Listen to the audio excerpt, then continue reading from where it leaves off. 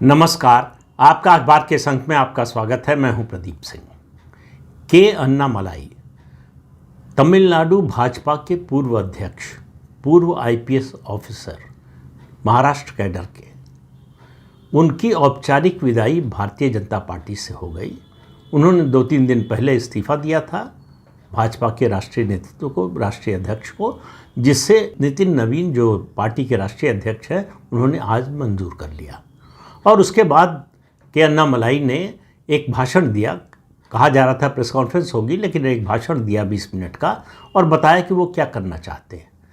वो जो कुछ बोले उसमें कोई भी नई बात नहीं थी। वो सब बातें बोले जो भी नई पार्टी शुरू करने वाला बोलता है। बड़ी बड़ी आदर्श की बातें हैं कि हम इस आदर्श पर चलेंगे। उन्होंने कहा कि हम तमिल कल्चर को बचाते हुए नेशनलिस्ट जो है पॉलिटिक्स करेंगे। अब सवाल ये है कि बीजेपी में क्या कर रहे थे? जब वो आईपीएस छोड़कर आए तो राजनीति में आने के लिए आए थे, समाज सेवा करने के लिए नहीं आए थे। तो पॉलिटिक्स करने आए थे और उनको दिखा कि सबसे अच्छा विकल्प जो है तमिलनाडु में भारतीय जनता पार्टी है, जो वहाँ पर सबसे कमज़ोर पार्टी है, जिसके बढ़ने की संभावना है। उनको मालूम था कि डीएमके में उनको कोई लेगा नहीं और एआईडीएमके जो है वो गिरती हुई ताकत है, इसलिए वो भारतीय जनता पार्टी में आए। लेकिन ऐसा है कि कुछ लोगों को कुछ समय में उनकी महत्वाकांक्षा ऐसी होती है कि गलतफहमी पैदा कर देती है। भारतीय जनता पार्टी ने उनको प्रदेश अध्यक्ष बनाया और फ्री हैंड दिया। 2024 का लोकसभा चुनाव पूरी तरह से तमिलनाडु में के अन्नामलाई के नेतृत्व में लड़ा गया। जो कहा उन्होंने वो किया गया और नतीजा क्या हुआ? भाजपा एक भी सीट नहीं जीत पाई है। अन्नामलाई खुद अपनी कोयम्बटूर की सीट नहीं जीत पाई, जिसके बारे में कहते हैं कोयम्बटूर में उनकी जड़ें बड़ी गहरी हैं। उनका जो है घरेलू इलाका है, वहाँ भी अपनी सीट नहीं जीत पाए लोकसभा में के अन्नामलाई, सारी सुविधा मिलने के बावजूद। भाजपा के राष्ट्रीय नेतृत्व और स्थानीय नेतृत्व, राज्य के नेतृत्व, सबका समर्थन मिलने के बावजूद। अब एक बात बहुत जोर शोर से कही, आप देखिए कई चीज़ें हुई हैं इस बीच में। लोकसभा का चुनाव चल रहा था, के अन्नामलाई पार्टी के प्रदेश अध्यक्ष थे, चुनाव का पूरा जिम्मा उन पर था। उनके कहने पर भाजपा ने किसी से अलायंस नहीं किया, अकेले लड़ रही थी। एआईडीएमके से ही अलायंस होना था, एआईडीएमके से अलायंस नहीं किया बीजेपी ने। और अन्नामलाई का कहना था कि अपने ताकत पर, अपने बल पर पार्टी का संगठन खड़ा करना चाहिए, जो कि ठीक बात भी है, उसमें कोई गलत बात नहीं थी। लेकिन उसके लिए काम करना पड़ता है ज़मीन पर। के अन्नामलाई ने क्या किया? चुनाव के बीच में मई में वो दिल्ली आए। दिल्ली में एक ब्रिटिश फॉरेन ऑफिस फंडेड जो है वो एक प्रोग्राम चलता है लीडरशिप को ग्रो करने का। उसमें जो है भारत में जो भविष्य के नेता हो सकते हैं, ब्यूरोक्रेट्स, एनजीओस के हेड और इस तरह के लोग होते हैं जिनकी ग्रूमिंग की जाती है, जिनको ट्रेनिंग दी जाती है ऑक्सफोर्ड में। ऑक्सफोर्ड फंडेड नहीं है, ऑक्सफोर्ड चलाता नहीं है, उस तरह से ट्रेनिंग देता है। लोकसभा चुनाव के बाद वो लंदन चले गए, सितंबर में गए और दिसंबर में लौट कर आए। 12 हफ्ते का प्रोग्राम था, वो करके आए। ये प्रोग्राम यूके फॉरेन ऑफिस चलाता है, कॉमनवेल्थ एंड डेवलपमेंट का प्रोग्राम है। जैसा मैंने बताया कि यूके का फॉरेन ऑफिस फंड करता है, मतलब भारत में अपने लोग तैयार करता है। अंग्रेज़ भारत से चले गए, लेकिन उनका जो कम्युनिकेशन का सिस्टम है, उनके जो लोग हैं, उनको तैयार करने का कार्यक्रम अब भी चल रहा है। अब इसमें आप ये मत खोजिए कि के अन्नामलाई किसी विदेशी शक्ति की एजेंट है या कुछ है, लेकिन इससे उनकी राजनीतिक समझ, उस पर ध्यान दीजिए और उनका जो पॉलिटिकल विजन है उसके बारे में सोचिए। वो दुनिया की सबसे बड़ी राजनीतिक पार्टी के प्रदेश अध्यक्ष थे और इस प्रोग्राम के लिए गए। उनको ज़रा भी इस बात का अफसोस नहीं हुआ कि पार्टी को हमने अलायंस नहीं करने दिया, अकेले लड़ने के लिए मनाया, पार्टी तैयार हो गई, पूरा फ्री हैंड दिया और हम पार्टी को एक भी सीट नहीं जिता पाए। अब उनके बहुत सारे समर्थक आ गए। आप अगर देखें इन दिनों ख़ास तौर से अंग्रेज़ी मीडिया में अन्नामलाई के बारे में ऐसे बात हो रही है जैसे वो सुपरस्टार हो। कोई देवदूत हों जो ऊपर से उतर कर आए थे और बीजेपी का उद्धार करने के लिए तमिलनाडु में, और वो चले जाएंगे तो बीजेपी डूब जाएगी। तमिलनाडु में वैसे भी बीजेपी का कुछ नहीं था। आज भी बीजेपी वहाँ फ्रिंज प्लेयर है, मेन प्लेयर न पहले थी, न अन्नामलाई के आने के बाद हुई और न अन्नामलाई के जाने के बाद। तो भारतीय जनता पार्टी पर कोई खास असर नहीं पड़ने वाला है। अन्नामलाई के समर्थक कुछ जो भाजपा में आए होंगे वो हो सकता है ज़रूर चले जाए। भाजपा एक कैडर बेस्ड पार्टी है, वो नेता के साथ नहीं जाती। वो कह रहे हैं कि कल्ट की पॉलिटिक्स जो है वो हम नहीं पसंद करते। उनको मालूम नहीं है कि भारतीय जनता पार्टी में कल्ट की पॉलिटिक्स चलती नहीं। बड़े बड़े नेता, जनसंघ के संस्थापक सदस्यों में से एक और जनसंघ के राष्ट्रीय अध्यक्ष बलराज मधोक पार्टी छोड़कर चले गए, उनको निकाल दिया गया पार्टी से। पार्टी पर कोई असर नहीं पड़ा। उत्तर प्रदेश के भाजपा के पहले मुख्यमंत्री और बहुत लोकप्रिय मुख्यमंत्री कल्याण सिंह ने पार्टी छोड़ दी, कोई असर नहीं पड़ा। पार्टी खत्म नहीं हो गई उत्तर प्रदेश में, आज सत्ता में है, लगातार दूसरी बार सत्ता में है और 27 में तीसरी बार आएगी। मध्य प्रदेश में उमा भारती ने पार्टी छोड़ दिया, पार्टी खत्म नहीं हुई, पार्टी पर कोई ऐसा असर नहीं पड़ा। शंकर सिंह वाघेला ने गुजरात में छोड़ दिया, केशुभाई पटेल ने गुजरात में छोड़ दिया। तो जो भी कैडर बेस्ड पार्टी होती है उसका कोई नेता जैसे ही पार्टी छोड़ता है, कैडर उसको छोड़ देता है। तो कल्ट की बात तो तब आती है कि नेता निकले और उसके साथ जो है पार्टी का बहुत बड़ा वर्ग निकल जाए और पार्टी को बड़े लंबे समय के लिए नुकसान में डाल दे।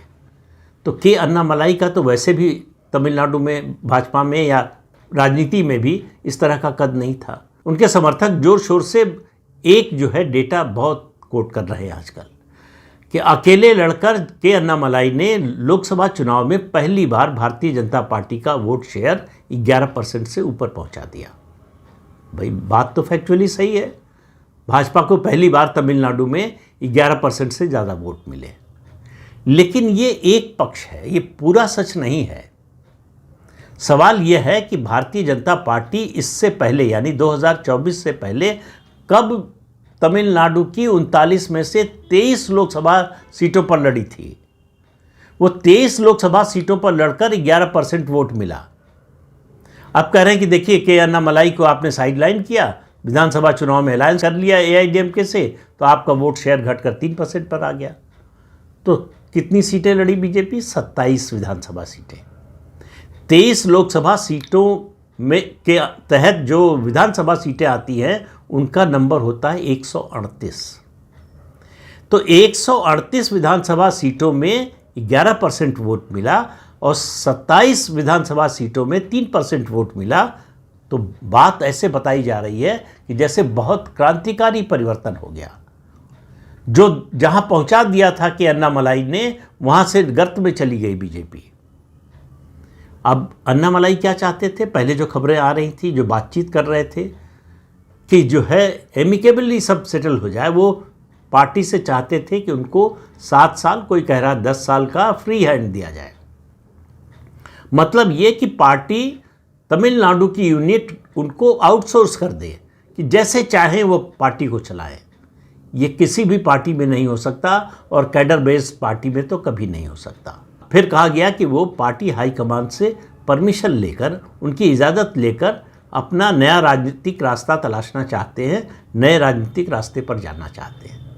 ये वैसे ही है जैसे कोई व्यक्ति कहे कि मैं अपनी पहली पत्नी के कंसेंट से दूसरी शादी कर रहा हूँ। उसी तरह का मामला था। इससे बड़ा फ्रॉड, इससे बड़ा फार्स और क्या हो सकता है? अन्नामलाई अगर राजनीति में जा रहे हैं और भाजपा छोड़ दिया है उन्होंने, तो भाजपा के विरोधी हो गए। और अन्नामलाई की कहानी भारतीय जनता पार्टी में 2024 के लोकसभा चुनाव के बाद ही खत्म हो गई थी। विधानसभा चुनाव में उनको हेलीकॉप्टर दिया पार्टी ने प्रचार के लिए गए नहीं, जहां गए उस हर विधानसभा क्षेत्र में भारतीय जनता पार्टी हार गई। और उनके ऊपर और बहुत सारे आरोप हैं। लोकसभा चुनाव के दौरान कैंडिडेट्स के लिए जो पैसा भेजा गया था पार्टी की ओर से, वो पहुंचा नहीं। अब इसका कोई प्रमाण नहीं है, इसलिए जो है बहुत विश्वासपूर्वक नहीं कहा जा सकता, लेकिन ऐसी बातें भारतीय जनता पार्टी में तमिलनाडु में आम है। अभी उन्होंने घोषणा की है कि वो एक जो है फाउंडेशन या संस्था चलाएंगे 2020 में एक सोशल मीडिया प्लेटफॉर्म बनाया था, उसको रिवाइव कर रहे हैं। पार्टी ने उनको जब प्रदेश अध्यक्ष थे तो ये भी परमिशन दे दी थी कि पार्टी से अलग वो अपना एक सोशल मीडिया का वॉर रूम चलाएं। वो भी चला रहे थे। और अब जो वो कह रहे हैं कि थोड़ा समय लेंगे, उनको राजनीति में आना है, लेकिन वो कह रहे हैं कि 4-6 महीने का समय लगेगा, उसके बाद राजनीति में आने का फैसला करेंगे, पॉलिटिकल पार्टी बनाने का फैसला करेंगे।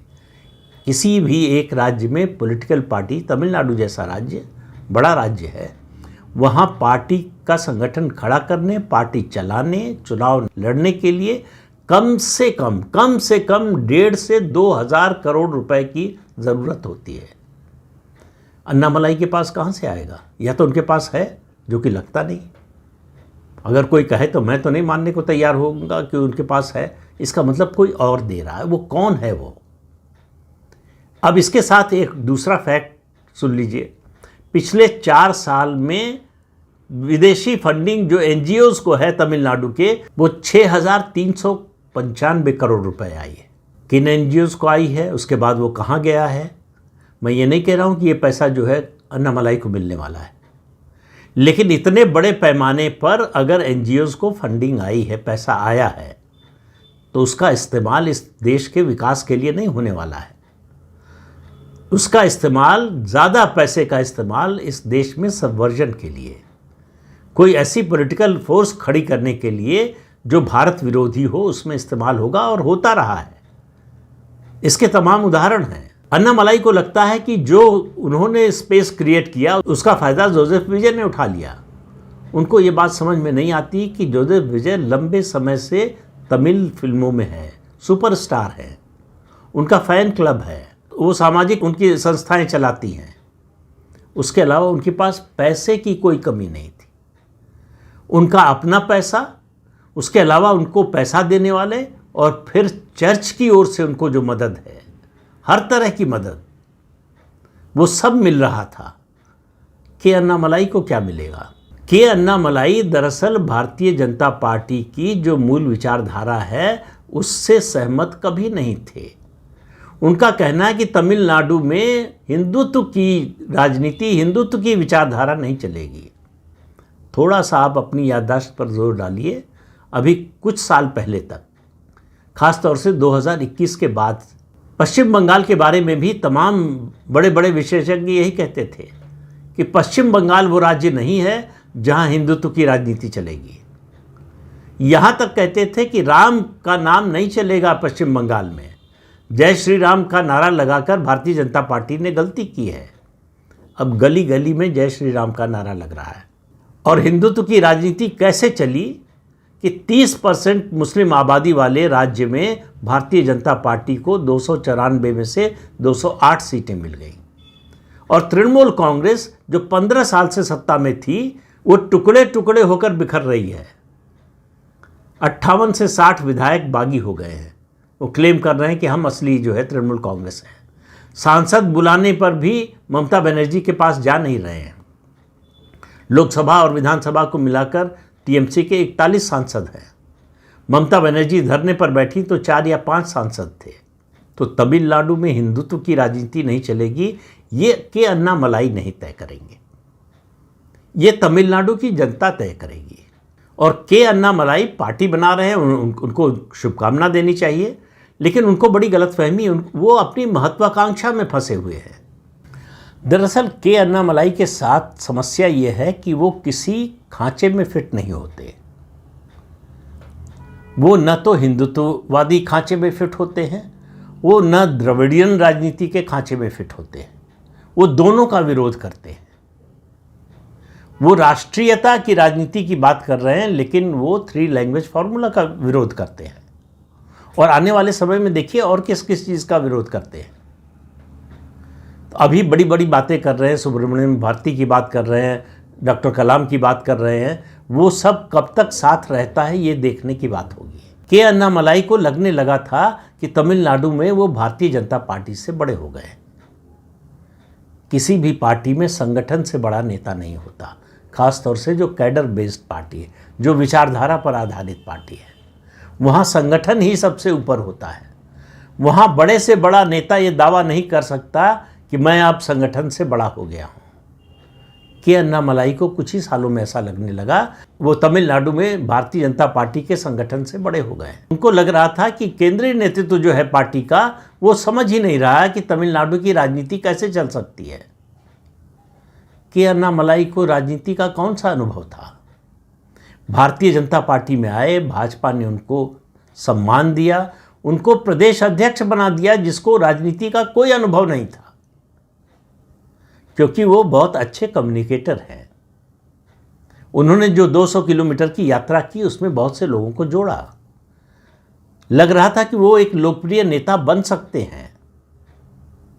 लेकिन के अन्नामलाई अगर यही यात्रा भारतीय जनता पार्टी से अलग होकर करते, या आप करेंगे, अगर आप देखिएगा कितने लोग जुड़ते हैं।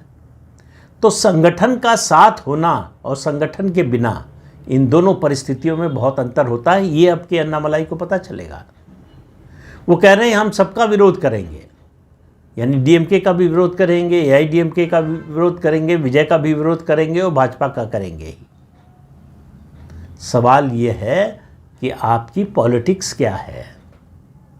ये बड़ी बड़ी बातों से पॉलिटिक्स नहीं चलती है। आपको ज़मीन पर लोगों को बताना पड़ेगा कि आप जिन दलों का विरोध कर रहे हैं उनसे अलग कैसे हैं, उनसे अलग क्या करने वाले हैं, अगर आपको मौका मिले तो क्या करेंगे। और इसके लिए आपको एक संगठन की ज़रूरत होगी जो ज़मीन पर आपकी बात लोगों तक पहुंचा सके। इसके लिए संसाधन की ज़रूरत होगी। इतना आसान नहीं है जितना के अन्नामलाई को लग रहा है, क्योंकि उनको शुरू में ही, आते ही राजनीति में भारतीय जनता पार्टी जैसी बड़ी राष्ट्रीय पार्टी का साथ मिल गया, तो उनको लग रहा है सब कुछ आसान है। अब कल चुनाव होगा, कोई स्थानीय निकाय के चुनाव होने वाले हैं कुछ महीने में, स्थानीय निकाय के चुनाव होंगे। अगर वो हेलीकॉप्टर से प्रचार करते हैं तो सवाल पूछे जाएंगे, हेलीकॉप्टर का किराया कहाँ से आ रहा है, कौन दे रहा है हेलीकॉप्टर। जब तक भाजपा में थे ये सब सवाल नहीं पूछा जाता, क्योंकि पार्टी के पास संसाधन की कोई कमी नहीं थी। तो के अन्नामलाई दरअसल अपनी महत्वाकांक्षा के बंदी हो गए। उन्हें लगा कि वो तमिलनाडु की राजनीति के सबसे बड़े स्टार बन सकते हैं। ये बीजेपी है विलेन, जिसने उनको अभी स्टार बनने से रोक दिया और मौका विजय के हाथ चला गया। तो उनका पछतावा ये है कि जहां आज मुझे होना चाहिए था वहां विजय पहुंच गए। तो उनकी ये गलतफहमी बहुत जल्दी दूर होने वाली है, क्योंकि अब वो आसमान से उतरकर ठोस जमीन पर पहुंचे हैं। और ठोस जमीन पर जब आदमी गिरता है तो बहुत तेज झटका लगता है। अन्नामलाई में सब अच्छाइयां थीं, अच्छा नेता बनने की, लोकप्रिय नेता बनने की योग्यताएं थीं। लेकिन उनको ये गलतफहमी हो गई कि वो संगठन से बड़े हैं, विचारधारा से बड़े हैं, और जो जिस विचारधारा के साथ, जिस संगठन के साथ आए, उसकी विचारधारा को वो संगठन में रहते हुए उसके खिलाफ काम कर सकते हैं, और वो संगठन उनको इस बात की इजाज़त देगा, इस बात की अनुमति देगा कि उसी संगठन की विचारधारा के खिलाफ वो काम करें। अब इस तरह की बात जो सोचता है आदमी, आप समझ लीजिए कि उसकी राजनीतिक समझ, ज़मीनी समझ कितनी ज़्यादा है। बीजेपी आगे बढ़ेगी तमिलनाडु में या नहीं बढ़ेगी, ये अलग प्रश्न है। हो सकता है ना बढ़े, हो सकता है बढ़ जाए। मेरा मानना है कि अगले 5 साल में भारतीय जनता पार्टी, मैं अपनी उस बात पर अब भी कायम हूँ, अगले 5 साल में भारतीय जनता पार्टी की स्थिति पश्चिम बंगाल में जो थी भाजपा की स्थिति, वैसी होने वाली है। सवाल सिर्फ 2 है। वो स्थिति 2031 में वो होगी जो पश्चिम बंगाल में 2021 में थी, या जो 2026 में हुई। लेकिन सवाल ये है कि के अन्नामलाई का क्या होगा। राजनीति में बहुत से लोग आए, बड़े बड़े सपने लेकर आए और ठोकर खाकर चले गए। मुझे तो के अन्नामलाई का भविष्य उसी तरह का दिखाई दे रहा है। तो इस अंक में इतना ही। अगले अंक में फिर मिलेंगे किसी नए मुद्दे के साथ। तब तक के लिए अनुमति दीजिए। नमस्कार।